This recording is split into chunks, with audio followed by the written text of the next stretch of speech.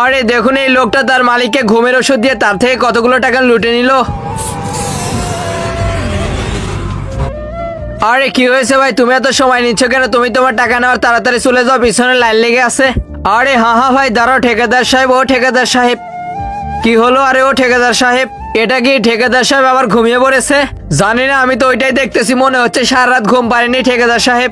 আরে ওই ভাইয়েরা পানি নিয়ে আসে, আমার মনে হচ্ছে ঠিকাদার সাহেব বেহুশ হয়ে গেছে, নয়তো ঘুমিয়ে পড়েছে। ওঠো ভাই ওঠো, তুমি তো আমার টাকাগুলো এখনো দেয়নি, ওঠো। আরে ওখানে কি হয়েছে, তোমরা কি করছো ওখানে? আরে ভাই আবার এই মিস্ত্রিটা কোথা থেকে চলে আসলো, মনে হচ্ছে কেউ স্প্রে মারিয়ে ঘুমিয়ে দিতে হবে। তোমরা এখনো তোমাদের টাকা নিয়ে যাওনি?